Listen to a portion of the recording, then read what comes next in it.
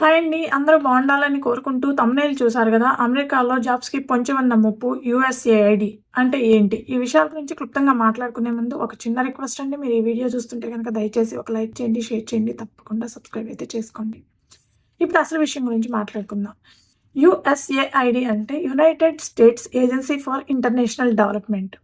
ఇది యూఎస్ గవర్నమెంట్‌కి చెందిన ఒక ఇంటర్నేషనల్ డెవలప్‌మెంట్ ఏజెన్సీ. ప్రపంచవ్యాప్తంగా development, economic welfare, education, health care, environmental protection ఇలాంటి వాటికి హెల్ప్ చేస్తూ ఉంటుంది. ఇప్పటి వరకు దాదాపు 130 కంట్రీస్ వరకు ఈ ఏజెన్సీ హెల్ప్ చేస్తూ ఉంది. వీళ్ళ మెయిన్ ఎయిమ్ వచ్చేసి ఏవైతే అన్‌డెవలప్డ్ కంట్రీస్ ఉన్నాయో అక్కడుండే జనాల యొక్క లివింగ్ స్టాండర్డ్స్ పెంచడం. అదేవిధంగా ఎక్కడైనా క్రైసిస్ వస్తే అంటే ఫుడ్ క్రైసిస్ కానీ, లేదంటే హెల్త్ కేర్ క్రైసిస్ కానీ, లేదంటే ఇన్‌ఫ్రాస్ట్రక్చర్ క్రైసిస్ కానీ వస్తే ఆ ప్లేసెస్‌కి వెళ్ళి ఆ కంట్రీస్‌లో హెల్ప్ చేయడమే ఈ ఏజెన్సీ యొక్క మెయిన్ ఉద్దేశం. అయితే ఈ ఏజెన్సీ ఎక్కువగా హెల్ప్ చేస్తుంది కొన్ని ఆఫ్రికన్ కంట్రీస్‌కి, అదేవిధంగా ఉక్రెయిన్, కొన్ని ఏషియన్ కంట్రీస్‌కి కూడా హెల్ప్ చేస్తుంది. అందులో ఇండియా కూడా ఉంది. అయితే ఇండియాకి చేసే హెల్ప్ ఏదైతే ఉందో అది చాలా మినిమల్ అనమాట.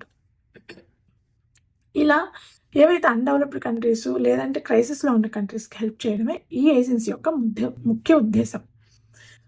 2023లో ఒక రిపోర్ట్ ప్రకారం ఈ ఏజెన్సీ ద్వారా దాదాపుగా $43 బిలియన్ ఇలా స్పెండ్ చేయడం జరిగింది. అంటే యూఎస్ గవర్నమెంట్ ఇంటర్నేషనల్ డెవలప్‌మెంట్ కోసం ఏదైతే ఫండ్స్ స్పెండ్ చేస్తుందో అందులో 60% ఫండ్స్ వరకు ఈ యూఎస్ఏఐడీ ద్వారా స్పెండ్ చేయడం జరుగుతుంది. దీన్ని 1961లో జాన్ కెనడీ యూఎస్ ప్రెసిడెంట్‌గా ఉన్నప్పుడు స్టార్ట్ చేయడం జరిగింది. అందుకే ఫారెన్ పాలిసీస్‌లో ఇది యూఎస్‌కి one of the key platform అనమాట.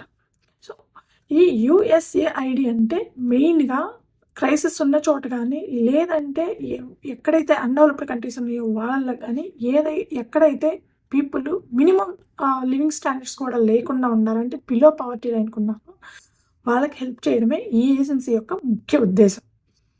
అయితే జాన్వరి 20, 2025లో ట్రంప్ అమెరికా అధ్యక్షుడిగా ప్రమాణ స్వీకారం చేయడం జరిగింది.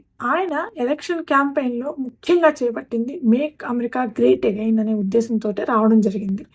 అంటే ప్రతి విషయంలో అమెరికన్స్‌కే ముందు ఇంపార్టెన్స్ ఇస్తాము. అమెరికన్సే ఫస్టు, అమెరికానే ఫస్ట్ అనే ఉద్దేశంతోటి రావడం జరిగింది.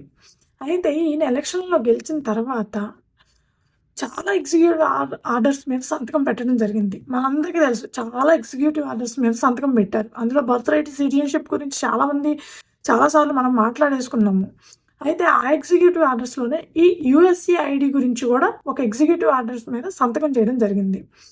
ట్రంప్ గెలిచిన తర్వాత డోజ్ అనే టీమ్‌ని స్టార్ట్ చేసి ఆ టీమ్‌కి ఎలాన్ మస్క్‌ని హెడ్‌గా చేయడం జరిగింది. ఎలాన్ మస్క్ ఫస్ట్ నుంచి చెప్తుంది ఎక్కడైతే ఎక్కువగా అనవసరమైన ఖర్చులు పెడుతున్నారో, ఎక్కడైతే ఫండ్స్ మిస్‌యూజ్ అవుతున్నాయో అక్కడంతా తగ్గించాలి. అంటే బేసిక్‌గా కాస్ట్ కటింగ్ అనేది. సాఫ్ట్‌వేర్ కంపెనీల్లో ఎక్కువగా వింటుంటాం ఈ సింపుల్ వర్డ్ కాస్ట్ కటింగ్ అనేది. సో, అలాగే మొత్తానికి ఎక్కడైతే ఫండ్స్ మిస్‌యూజ్ అవుతున్నాయో, ఎక్కడైతే అనవసరమైన ఖర్చులు పెరుగుతున్నాయో అమెరికాకి వాటన్నిటిని తగ్గించడమే ఈ డోస్ టీమ్ యొక్క మెయిన్ టార్గెట్. అయితే ట్రంప్ ఉద్దేశం ప్రకారం ఏవైతే ఫండ్స్ యూఎస్ఏఐడీ ద్వారా ఫండ్స్ స్పెండ్ చేస్తున్నారో అవి సరిగ్గా ఉపయోగించడానికి పోగా కొన్ని అమెరికాకే నష్టం కలిగిస్తున్నాయి అనే ఉద్దేశంతోటి ఈ యూఎస్ఏఐడీ మీద ఎగ్జిక్యూటివ్ ఆర్డర్ మీద సంతకం చేయడం జరిగింది. అదేంటి అంటే ప్రెజెంట్ యూఎస్ఏఐడీలో దాదాపుగా పర్మనెంట్ కావచ్చు, కాంట్రాక్ట్ కావచ్చు 10,000 మంది ఎంప్లాయీస్ వర్క్ చేస్తున్నారు. వీళ్ళందరినీ జాబ్స్ నుంచి తొలగించేసి కేవలం 300 మందిని మాత్రమే ఎంప్లాయీస్‌గా ఉంచుకొని మిగిలిన వాళ్ళందరి జాబ్స్ తీసేయాలనేది ఇక్కడ మెయిన్ పాయింట్. అయితే 2023లో ఒక రిపోర్ట్ అనేది ఒక పోల్ అనేది కండక్ట్ చేయడం జరిగిందండి. రిపోర్ట్ అని చెప్పాను. పోల్ కండక్ట్ చేయడం జరిగింది. ఆ పోల్ ప్రకారం ప్రతి 10 మంది అమెరికన్స్‌లో 7 ఏం చెప్పారు అనంటే ఏదైతే ఇంటర్నేషనల్ డెవలప్‌మెంట్ కోసం ఫండ్స్ స్పెండ్ చేస్తున్నారో ఆ ఫండ్స్‌ని కొంతవరకు తగ్గించేసి తీసుకొచ్చి అమెరికాలో ఎడ్యుకేషన్‌కి, హెల్త్ కేర్‌కి, ఇన్‌ఫ్రాస్ట్రక్చర్ డెవలప్‌మెంట్‌కి యూజ్ చేస్తే బాగుంటుంది అని ఎక్స్‌ప్రెస్ చేయడం జరిగింది. దానికి రిపబ్లికన్స్ ఫుల్ సపోర్ట్. ఎందుకంటే వాళ్ళు వచ్చిన నినాదమే మేక్ అమెరికా గ్రేట్ అగైన్, అంటే అమెరికన్సే ఫస్ట్ అనేది వాళ్ళ మెయిన్ ఉద్దేశం. అలాంటప్పుడు రిపబ్లికన్స్‌లో ప్రతి 10 మందిలో 9 మంది దాకా ఈ పోల్‌కి సపోర్ట్ చేయడం జరిగింది. అలాగే డెమోక్రాట్స్ కూడా దాదాపు 55% మంది ఈ వీటికి సపోర్ట్ చేయడం జరిగింది. అంటే ఏవైతే ఇంటర్నేషనల్ డెవలప్మెంట్ కోసం ఫండ్స్ స్పెండ్ చేస్తున్నారో వాటిని కొంతవరకు తగ్గించి అమెరికా డెవలప్మెంట్‌కి యూజ్ చేయాలి అనేది. ఎందుకు అనంటే ఈ ఫండ్స్ ఎక్కడి నుంచి వస్తాయండి ఫెడరల్ గవర్నమెంట్‌కి? అమెరికాలో ఎవరైతే లీగల్‌గా వర్క్ చేస్తున్నారో, ఇంక్లూడింగ్ H-1B వాళ్ళు, L-1 వాళ్ళు అందరూ ఎవరైతే లీగల్‌గా వర్క్ చేస్తున్నారో వాళ్ళు కట్టే ట్యాక్సుల రూపంలో ఫెడరల్ గవర్నమెంట్‌కి ఇన్కమ్ వస్తుంది. దాన్ని తీసుకెళ్ళి దాంట్లో కొంత భాగాన్ని తీసుకెళ్ళి ఇలా ఇంటర్నేషనల్ డెవలప్మెంట్‌కి యూజ్ చేయడం జరుగుతుంది. అంటే వీళ్ళ ఉద్దేశం, అమెరికన్స్ ఉద్దేశం ప్రకారం ఏవైతే మేము ట్యాక్స్‌లు కడుతున్నామో ఆ ట్యాక్స్‌లు మా డెవలప్మెంట్‌కి యూజ్ చేయాలి అనేది వాళ్ళ ఉద్దేశం. అంతే కదండీ! ఎవరైనా మనం కట్టే ట్యాక్స్‌ని ఏమంటారు? మా డెవలప్మెంట్ కోసమే యూజ్ చేయమని అని చెప్తారు. అది ఏ కంట్రీలోనైనా ఎవరైనా సరే. దాంట్లో తప్పు పట్టాల్సింది ఏమీ లేదు.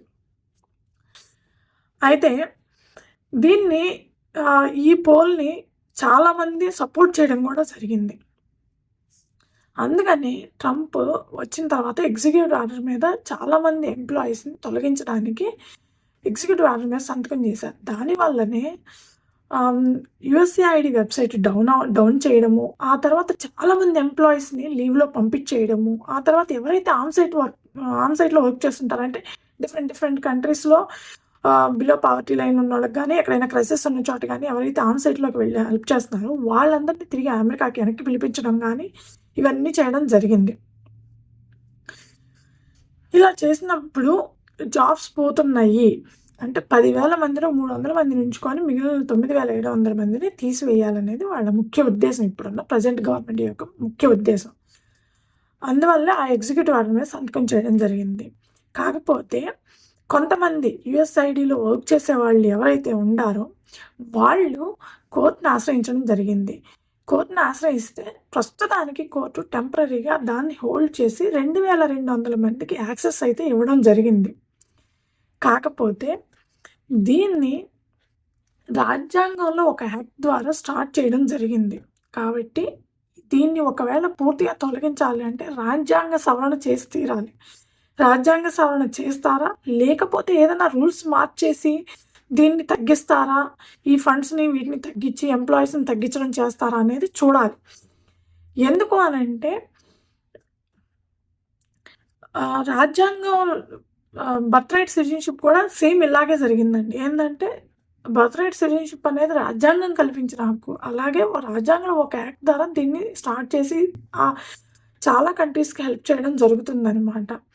కాకపోతే ఇప్పుడు అమెరికన్స్ ఫస్ట్ అనే ఉద్దేశంతో వచ్చారు కాబట్టి వీళ్ళు రూల్స్ ఏమైనా చేంజ్ చేసి ఉన్న ఎంప్లాయీస్‌ని తగ్గించేసుకొని ఫండ్స్‌ని కొద్దిగా స్పెండ్ చేయడం తగ్గిస్తారా? లేదా? అనేది చూడాలి. ఎందుకంటే ట్రంప్ ఈ ఏజెన్సీని కంప్లీట్‌గా తీసేయాలనుకోవటం లేదు. కాకపోతే అనవసరమైన ఖర్చులు తగ్గించాలి అనుకుంటున్నారు. అది మాత్రమే. సో ఇదండి అమెరికాలో జాబ్స్‌కి పొంచి ఉన్న ముప్పు యుఎస్ఏఐడి అంటే. ఈ వీడియో మీకు నచ్చుంటే గనక దయచేసి ఒక లైక్ చేయండి, షేర్ చేయండి. తప్పకుండా సబ్స్క్రైబ్ అయితే చేసుకోండి. Thank you.